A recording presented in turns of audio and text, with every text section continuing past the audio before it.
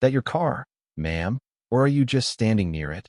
Officer Blake Reynolds said it under the white gas station lights with a smile that made the question sound less like curiosity and more like a verdict. Marissa Grant stood beside Pump 4 with a paper coffee cup in one hand and her key fob in the other, rain tapping against the metal canopy above her and running in silver threads down the windshield of the black SUV. The highway behind the station stretched dark and wet for miles, its lanes glowing with passing headlights and red reflections from the convenience store sign. She had been on the road for more than 140 miles, driving through weather that turned every mile marker into a blur, trying to reach Fort Redstone before the family readiness meeting began. Her coat was damp at the cuffs. Her coffee had already gone lukewarm.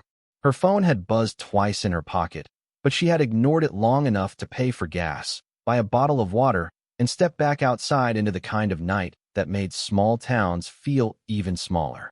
Officer Reynolds stood a few feet away in a dark patrol uniform, his body camera clipped neatly to his chest, the tiny red light blinking beneath the rain-dark brim of his cap.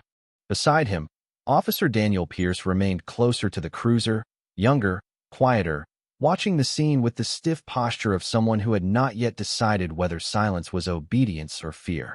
Marissa looked from Reynolds to the SUV, then back to the camera on his chest.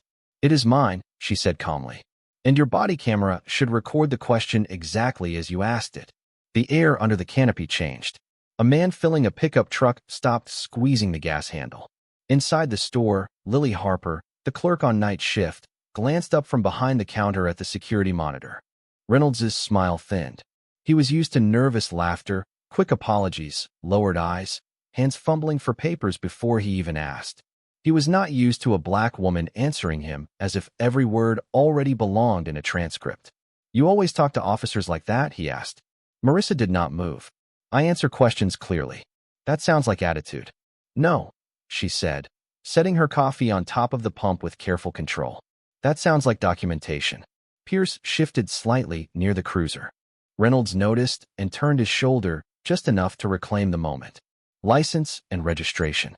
Marissa reached slowly into her coat pocket, keeping her other hand visible. "Before I provide anything, I would like to know the reason for this stop." "This is not a stop," Reynolds said. "This is an inquiry." "Then I am asking the reason for the inquiry." Rain beat harder along the edge of the canopy. Reynolds looked at the black SUV again, the clean leather interior, the military base invitation lying face down on the passenger seat, the folded packet of family support documents tucked beside it. He had not seen the name printed on the invitation yet. He had not seen the missed calls lighting up from General Grant. He only saw what his pride allowed him to see. A woman he thought he could corner with tone. Marissa handed him her license without a tremor. Reynolds studied it, then looked at her face as if the card had given him an answer he did not like. "Stay right there," he said.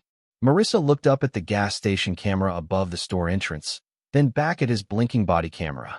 "I have not moved, officer." Reynolds carried Marissa's license back toward his cruiser as if the card itself had become suspicious. The rain made soft ticking sounds across the hood, and the glow from the gas station canopy stretched long white rectangles over the wet concrete. Marissa remained beside Pump 4, exactly where he had told her to stand, her coffee cooling on top of the pump, her shoulders straight under the damp weight of her coat. She could feel people watching without turning her head. The man at the pickup pretended to check his receipt. Lily Harper glanced between the counter and the security monitor inside the store. Officer Daniel Pierce stood near the cruiser with one hand resting against the open passenger door, his face unreadable, but his eyes moving from Marissa to Reynolds and back again. Marissa had been watched before. At military banquets where strangers assumed she was staff until her husband entered the room. At charity events where donors spoke over her until they learned she chaired the Family Readiness Council. At airports where her calm became a reason for extra questions. She had learned not to spend her dignity trying to convince every stranger she belonged. Dignity was not a performance. It was a posture you kept when someone tried to write you smaller than you were.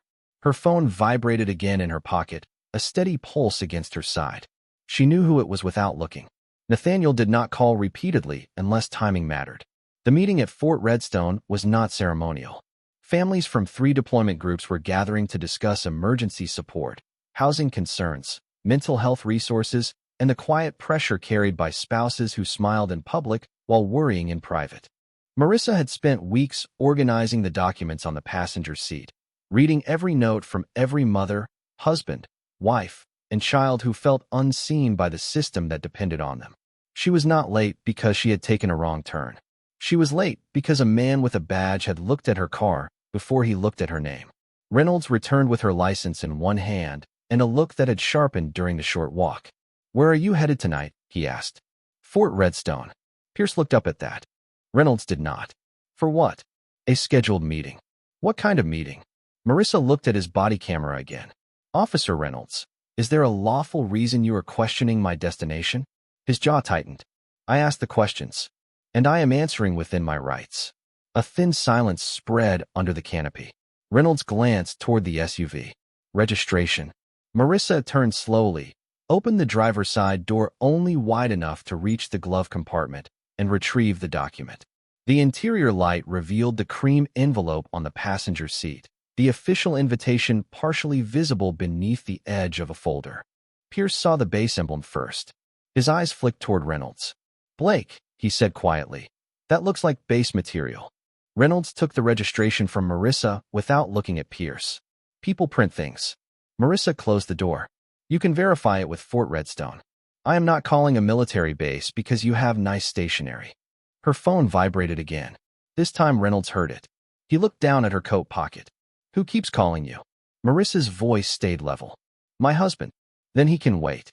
She looked at him for a long moment, and the white light above them reflected in her eyes like cold glass. "Officer, I am asking you to let me answer that call or contact your supervisor." Reynolds smiled again, but now it had no humor in it. "There it is." Marissa did not blink. "There what is?" "The attitude." Inside the store, Lily leaned closer to the security monitor, watching the red light on Reynolds's body camera blink, while the gas station camera recorded them all from above. Reynolds heard the word attitude leave his own mouth and felt the old satisfaction of naming someone before they could name themselves. It was a habit he had polished over 13 years on the highway, along with his boots, his reports, and the careful tone that made impatience sound like procedure. Around town, people called him Sharp. Diner owners waved when his cruiser rolled past. Local business leaders thanked him for keeping the exit corridor clean. At retirement breakfasts and charity raffles, he shook hands with men who liked the way he said order, as if the word belonged to people who looked like them first. He believed he could read trouble from a distance. A nervous glance. A clean car. A woman too calm under lights. A black driver who asked for a supervisor instead of apologizing. He called it instinct. Officer Daniel Pierce had heard that word too many times during his 6 months riding with him. Instinct was how Reynolds explained the long stops, the extra questions, the way some people had to prove where they were going twice. Pierce had joined the department believing rules were supposed to protect everyone from personal judgment. Reynolds treated rules like tools he owned. Tonight, under the gas station canopy, Pierce watched Marissa Grant stand beside the pump with rain shining along her coat sleeves and understood that the problem was not her tone. It was that she had refused to become small. Reynolds stepped closer, holding her license and registration between 2 fingers. "I am going to ask you one more time," he said. "Why are you headed to Fort Redstone?" Marissa kept her eyes on the blinking body camera. "I already answered. I am attending a scheduled meeting." "What meeting?" "One involving military families." Reynolds gave a short laugh. "That is convenient." Pierce looked toward the SUV again. Through the passenger window, he could see the cream envelope more clearly now, the folded packet beneath it, the corner of a printed agenda tucked under a pen. It looked organized, ordinary, and official in a way that made Reynolds' suspicion feel more personal than practical. "We could verify it," Pierce said carefully. Reynolds turned his head just enough to silence him without speaking. Marissa noticed. So did Lily Harper inside the store, where the security monitor showed all 3 of them from above. The woman standing still, the older officer crowding the moment with his voice, the younger one caught between discomfort and duty. Lily had worked nights at that station for almost 2 years. She had seen drivers argue, cry, joke, and stumble through bad weather. This was different. Marissa had not raised her voice once. She had not moved toward anyone. She had asked for procedure the way people ask for a receipt, simple and reasonable. Yet the officer kept turning her calm into a charge. Marissa's phone vibrated again. The sound was faint, buried in her coat pocket, but Reynolds looked at it like it had interrupted him on purpose. "Hands where I can see them," he said. Marissa's hands were already visible. She lifted them slightly, slow and open. "They are." The man at the pickup finally looked away. The gas pump clicked off. Rain spilled from the edge of the canopy in a steady curtain. Reynolds glanced toward the store, then back at Marissa. "You are being detained while I sort this out." Pierce shifted. "For what charge?" Reynolds did not look at him. "Failure to cooperate during an active inquiry." Marissa's face remained composed, but something in her eyes grew colder, not with fear, with recognition. "Then please state for the recording that I provided identification, answered your questions, requested verification, and asked for a supervisor." Reynolds stared at her, and for the first time that night, his confidence looked less like control and more like a man realizing the record was not afraid of him. Reynolds did not repeat Marissa's words for the recording. Instead, he turned slightly toward his cruiser, the red light on his body camera blinking against the wet shine of his uniform, and spoke in a tone meant to sound official. "Subject is refusing to cooperate with a lawful inquiry." Pierce looked at him quickly. Marissa did too, but she did not flinch. The lie was not loud. That made it more dangerous. It slipped into the night wrapped in calm language, the kind that could become a report by morning if no one challenged it in time. Under the gas station canopy, the air smelled of rainwater, gasoline, and coffee drifting from the convenience store. The fluorescent lights hummed above them. The black SUV stood beside Pump 4, clean and silent, its windows streaked with rain, the cream envelope still visible on the passenger seat. Marissa kept her hands where they could be seen and looked directly at the camera on Reynolds' chest. "For the record, I am not refusing to cooperate. I provided identification, registration, my destination, and requested verification." Pierce shifted again, and this time he did not hide it. "Blake, she did give us all of that." Reynolds' jaw moved once. "Stay out of it." The younger officer's face tightened, but he fell quiet. Marissa saw the conflict in him. She had seen it in committee rooms, in military housing offices, in school board meetings near bases where one person knew something was wrong, but waited for someone braver to say it first. Silence could be fear. It could also become participation if it stayed too long. Reynolds stepped toward the SUV and pointed at the passenger seat. "What is in the envelope?" "Meeting materials." "Open it. You can verify the invitation with Fort Redstone or contact your supervisor." His eyes narrowed. "I did not ask for options, and I did not consent to a search."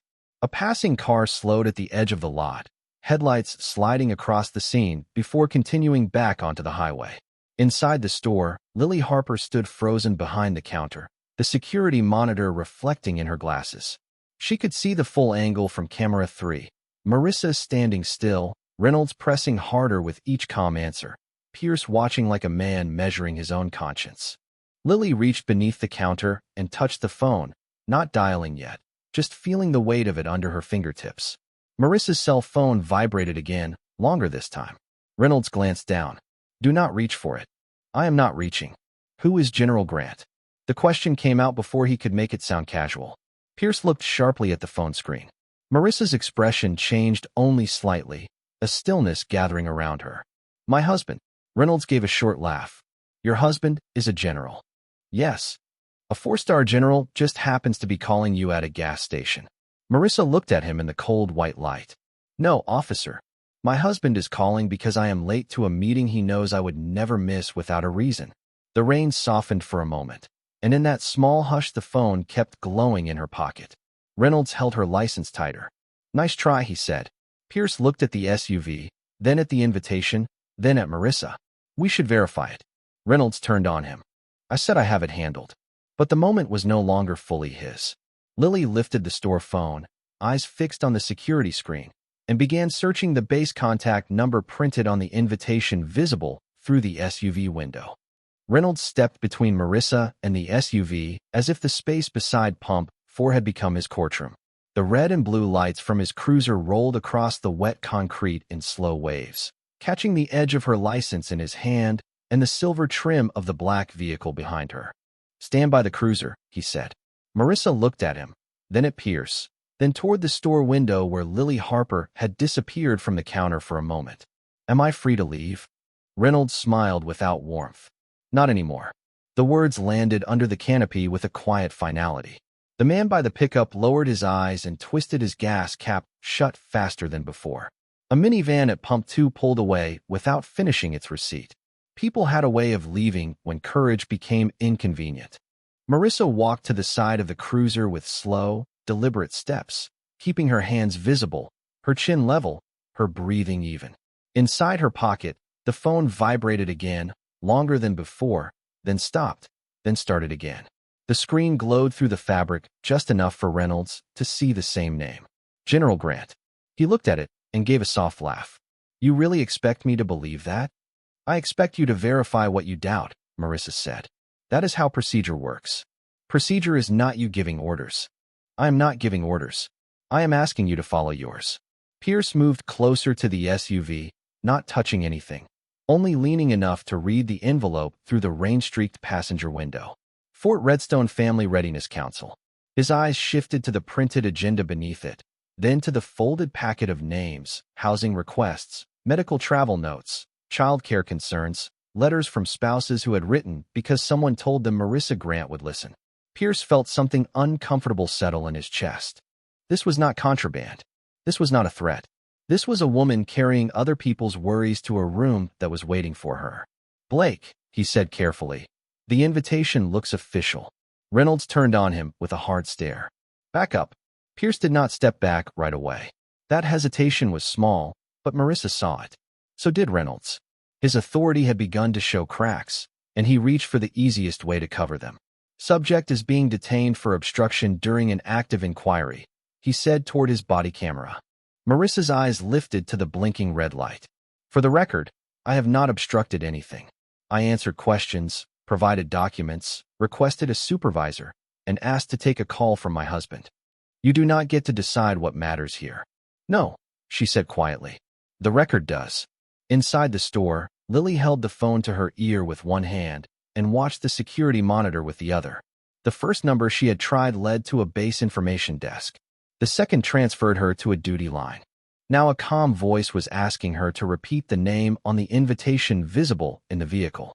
Lily swallowed and looked through the window at Marissa standing under the white lights, coffee forgotten on the pump, coat damp, face composed.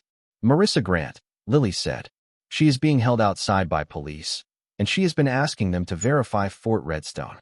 There was a pause on the line, then a change in the voice, sharper and more awake. "Stay where you are. Do not delete any footage." Lily's fingers tightened around the receiver. Outside, Reynolds pointed toward the rear of the cruiser. "You can explain yourself at the station." Pierce looked at him. "Blake, we should wait." Reynolds ignored him. Marissa looked at the phone glowing again in her pocket, then at the gas station camera above the door. "Officer Reynolds," she said, "you are turning 5 minutes into evidence." The store phone rang again behind the glass, louder than the rain. The store phone rang with a sharp, ordinary sound that somehow pulled the whole gas station into stillness. Lily Harper stared at it for half a second, her hand still resting on the receiver from the last call, the security monitor glowing blue across her face. Outside, under the canopy, Marissa Grant stood beside the cruiser in the white spill of fluorescent light, rain falling just beyond the roofline like a curtain she had no time to cross. Her coffee sat untouched on pump 4, a small brown cup going cold while her phone kept lighting up with a name Officer Reynolds had chosen not to believe. General Grant. She did not reach for it. She did not argue. She only stood with her hands visible and her face composed, because she understood something Reynolds did not. The more he tried to control the moment, the more the moment kept recording him. Pierce remained near the SUV, his eyes moving between the invitation on the passenger seat, Reynolds's body camera, and the gas station camera above the store entrance. He could feel the scene changing, not loudly, but completely, like a storm shifting direction. "Blake," he said, keeping his voice low, "we need to slow this down." Reynolds did not look at him. "We are past that." "No," Pierce said, and the word surprised even him. Reynolds turned then, his expression tightening. "What did you say?" Pierce swallowed, but his eyes stayed up. "She asked for verification. We have a document in view, a repeated caller, and a clerk who contacted the base. We should wait for confirmation before moving her anywhere. Marissa looked at the younger officer, not with gratitude exactly, but recognition. A person choosing the truth late was still different from a person never choosing it at all. Reynolds stepped closer to Pierce, lowering his voice, but the body camera remained on, and Marissa watched the red light blink against the rain-specked uniform. Do not forget who is senior here. Pierce glanced at the camera. I am not forgetting anything. Inside the store, Lily picked up the ringing phone. Red Oak Fuel, this is Lily. She listened, and the color drained from her face so quickly that even through the window Marissa saw it. Lily turned toward the glass, holding the receiver with both hands now. Yes, ma'am. She is outside. Yes, the officers are still here. Yes, the cameras are recording. Reynolds saw her speaking and frowned. What is she doing? Marissa's voice stayed soft. Verifying what you refused to verify. The rain slowed to a fine mist, and the night seemed to sharpen around every object. The black SUV, the cream envelope, the blinking camera, the cruiser lights, the phone glowing again in Marissa's pocket. Inside the store, Lily covered the receiver and pushed open the glass door with her shoulder. Her sneakers squeaked on the wet concrete as she stepped under the canopy. She looked too young to carry the weight of the sentence in her mouth, but she carried it anyway. Officer Reynolds, she said, voice trembling but clear. There is a Colonel Hayes from the Pentagon liaison office on the phone. She is asking why Mrs. Grant is being detained at my station. Pierce closed his eyes for one brief second. Reynolds stood frozen, the confidence on his face cracking without making a sound. Marissa did not smile. She only looked at the body camera and waited for the truth to enter the record. Reynolds looked at Lily as if she had spoken a language he did not want anyone else under the canopy to understand. The words Pentagon liaison office hung between the gas pumps and the cruiser lights, heavier than the rain, heavier than the license still trapped in his hand. For 5 seconds, no one moved. The pickup driver had gone. The minivan was gone. The highway kept breathing beyond the station, but under the white lights, everything felt suspended. Pierce opened his eyes and looked at Marissa Grant differently. Not with fear, not with sudden politeness because of a title, but with the uncomfortable awareness that he had watched a woman ask for procedure and had almost let pride answer instead.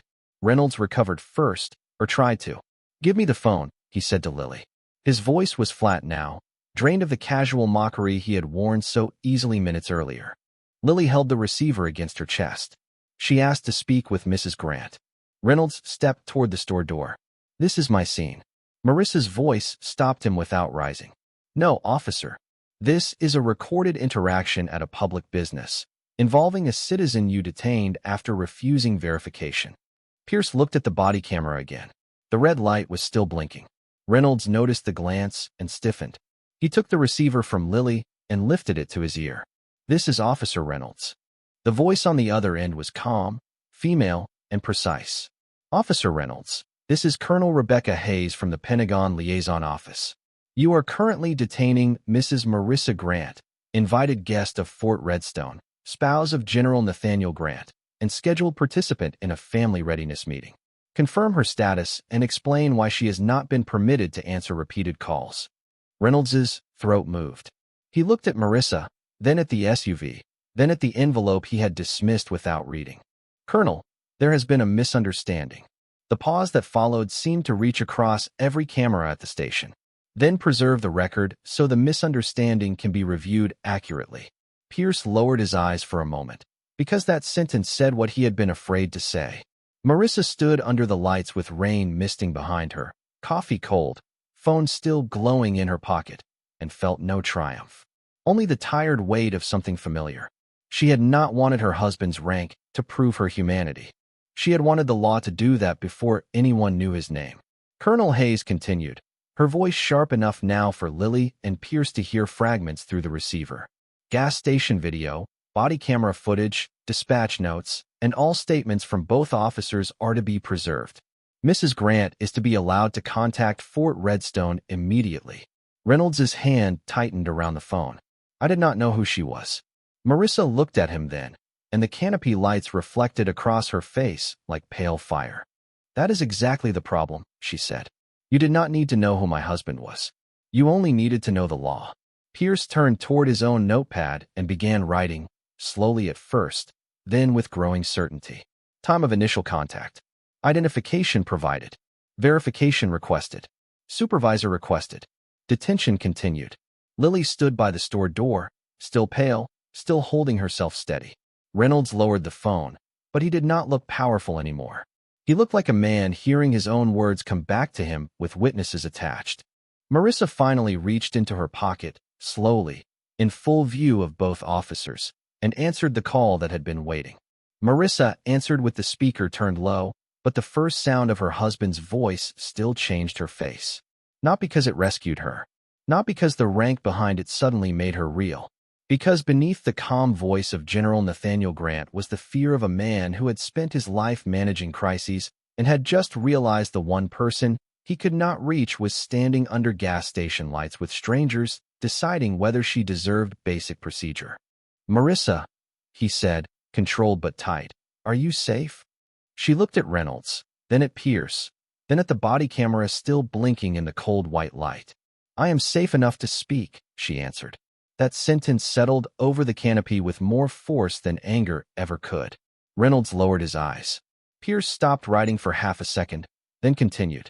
Lily stood by the store door, arms folded around herself, watching Marissa as if she had never seen dignity hold so still under pressure. General Grant did not ask to speak to the officer. He did not bark orders through the phone. He knew his wife well enough not to turn her into an extension of his authority. "Colonel Hayes is coordinating with Fort Redstone," he said. "I'm on my way to the meeting room. Take your time. Make sure the record is complete." Marissa closed her eyes briefly. That was why she loved him. Not because he could make rooms stand when he entered, but because he understood that power used too quickly could erase the very lesson the moment needed to teach. "I will be there," she said. "And Nathaniel?"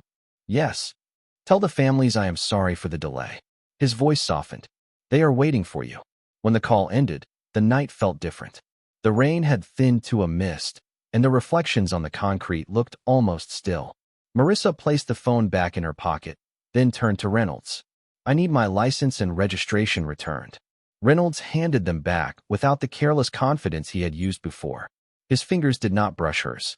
His eyes did not meet hers. "Mrs. Grant," he began, "I did not intend." "Do not repair this with intention," she said. "Preserve it with accuracy." Pierce looked up.